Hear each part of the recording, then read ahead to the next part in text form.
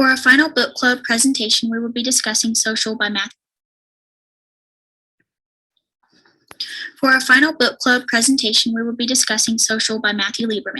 This book club These are our table of contents. Cortland Mullins is going to cover the first 3 chapters. Crystal Castro is going to cover chapters 4, 5, and 6.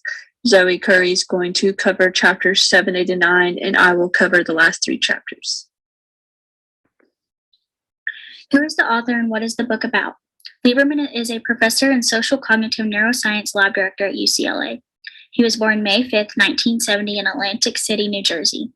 Trained at Harvard University, Matthew D. Lieberman is professor of psychology, psychiatry, and biobehavioral sciences.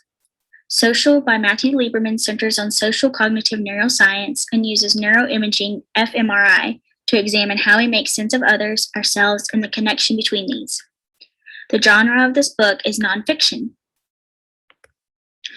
Chapter 1, Who Are We?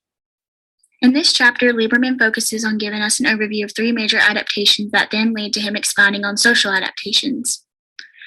He briefly expounds on the focused adaptations in our brain, giving us an idea of how it'll lead us where we will be more connected to our everyday social world and a greater ability to take advantage of these social connections where it will help build more close-knit organizations and groups that you will see unfold as our book presentation progresses. Social connections are a need for fueling the deeply social aspect that we hold as people. Our social connections applies to psychology of adjustment and mental health literacy because without this connection, people could have anxiety and depression, low self-esteem, and a sense of loneliness that can have a dramatic decrease in one's health. Chapter 2, The Brain's Passion. The second chapter focuses on our brain's passion, how our brains are continually practicing something, the default network, and default social cognition, which ties into bigger brains. Yet the importance of this chapter is when Lieberman tells us that the default network supports social cognition, making sense of other people and ourselves. Our brain's passion when we have free time is devoted to thinking socially, because essentially, our brains are built to practice thinking about the social world and our place in it. Our brains have a passion of their own, and we have multiple social networks in our brains, yet also sets of brain regions that work together to promote our social well-being. Social cognition applies to the psychology of adjustment and mental health literacy because I believe it affiliates with our sense of self because the way we think about others has a major role in how we think, feel, and act in our everyday life. Chapter 3, Broken Hearts and Broken Legs.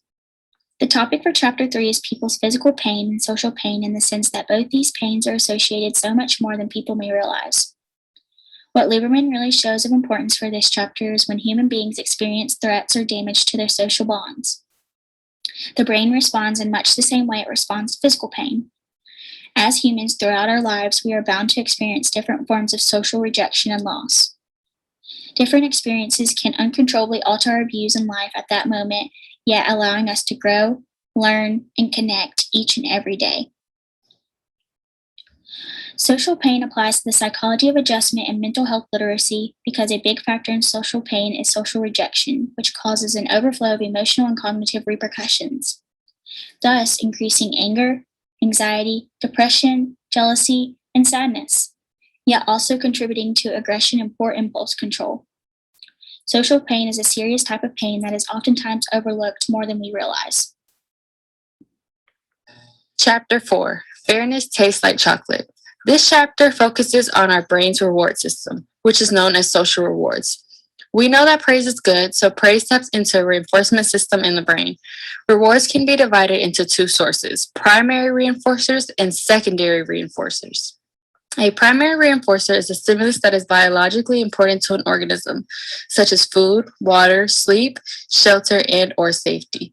Secondary reinforcement refers to a situation wherein a stimulus reinforces a behavior after being previously associated with a primary reinforcer, or a stimulus that satisfies basic survival instincts such as food, drinks, and clothing. This chapter applies to mental health literacy because being rewarded for something takes a great amount of stress off of a person. This also ties into what we learned in class. Stressful thoughts are caused by emotional past, and when we are rewarded, we know what we are doing is correct, which allows for a relief of stress. Chapter 5, Mental Magic Tricks. The main focus of this chapter is mentalizing. Although mentalizing is not the start of this chapter, but most of its focus is on essentially how default network, which is talked about in chapter 2, might allow us to see the acts of others through the lenses of mentalizing. Mentalizing is the ability to understand the mental state of ourselves or those around us. The mentalizing system allows us to filter our experience to decide what is the best information to share with others and in what way to share that information.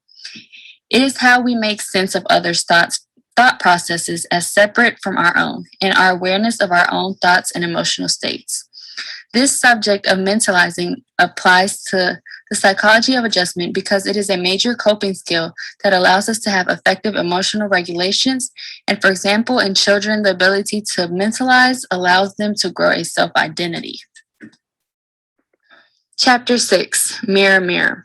This chapter focuses on a second neural system that has been connected to making sense of other people. These are mirror neurons. Mirror neurons play a key role in our ability to imitate others. These neurons are also responsible for allowing us to understand the minds of others. These are a type of brain cell that respond equally when we perform an action and when we witness someone else perform the same action.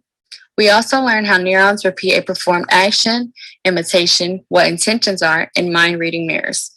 Learning that the brain handles non-social and social thinking differently.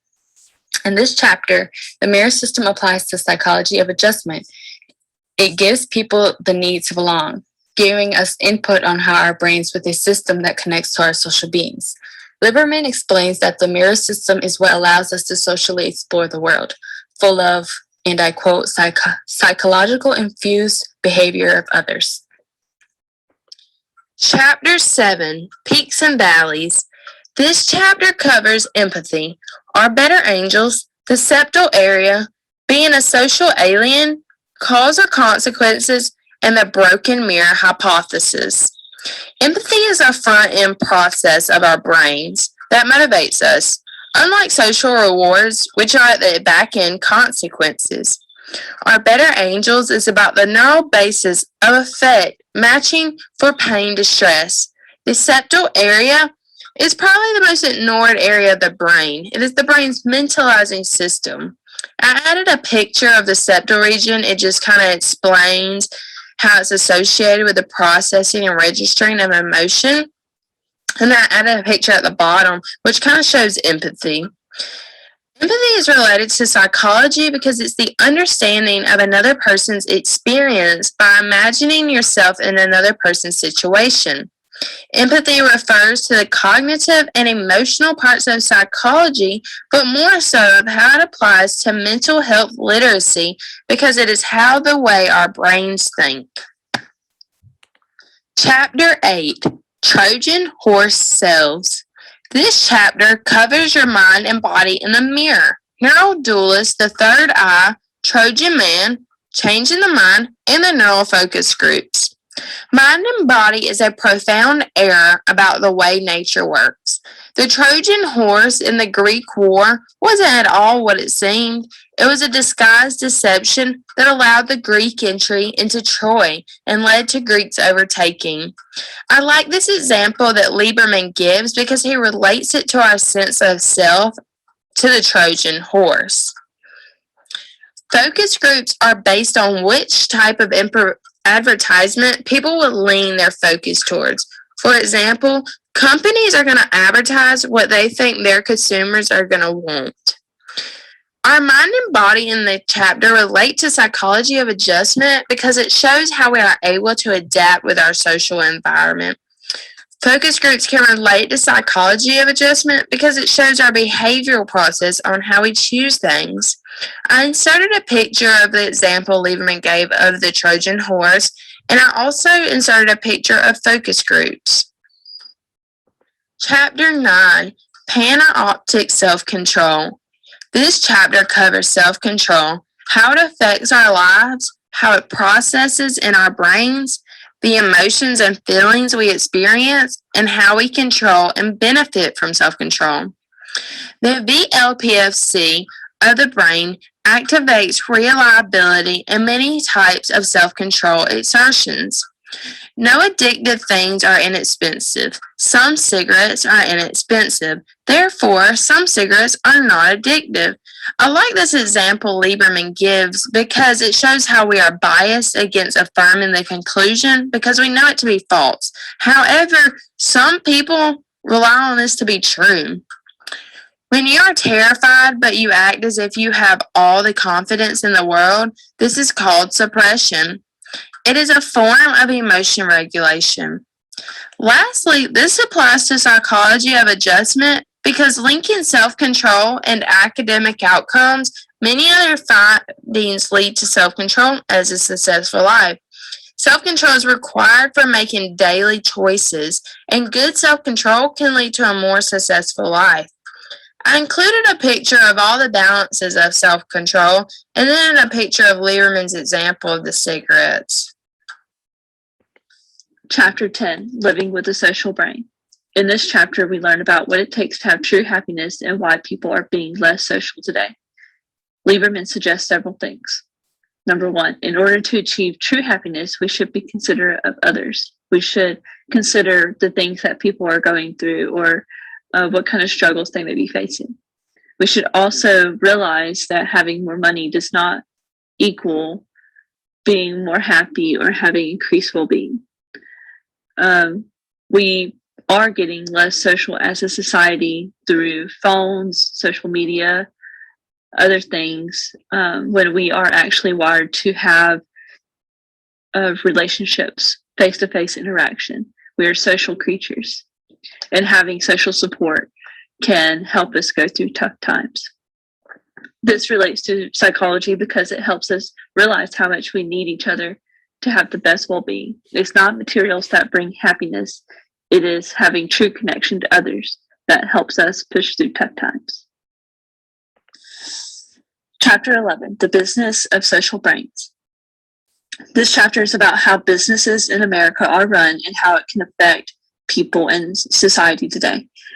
This chapter we learn about organizations and businesses now are not set up to be social environments. They're just places where you go work, go back home, go to work again. Having social connection with coworkers can lead to better productivity. Working in teams can promote this. Workers are motivated by their social connections with their business and company. The best bosses are the ones that show that they care about the people of his or her company.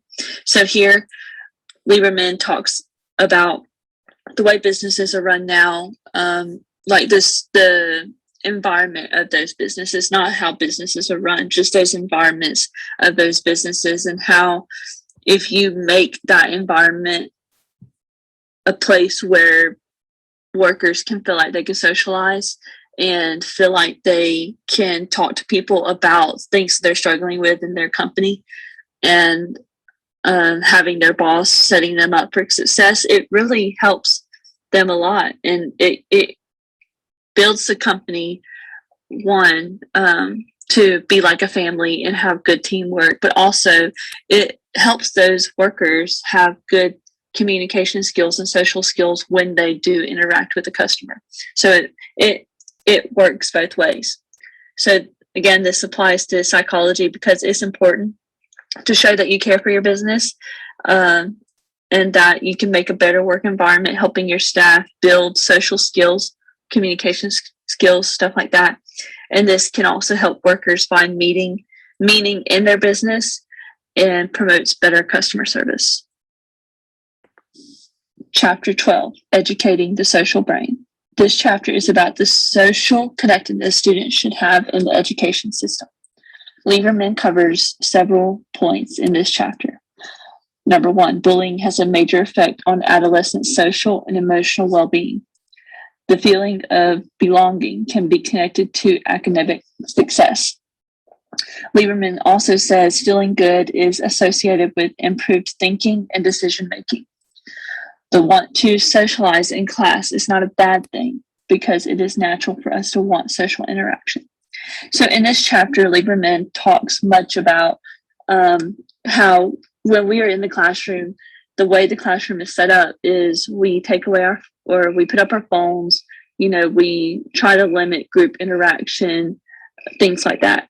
But Lieberman suggests that we are better when we do interact with one another. Like, we learn better, we retain information a lot better. He even suggested for students to learn the material and teach it to other students. So this chapter relates to psychology because here we see that setting students up to have social interactions in the classroom, we prepare them for life after graduation and help them use what they learn even more. There's also a scholarly journal called Beyond the Average Brain, which talks about development with adolescents and their peers and their friends. And the main thing it boils down to is the social interactions that adolescents have is a big thing as they develop their social behaviors. The social behaviors that they're going to learn with their friends and their peers in school is going to set them up for success in the future.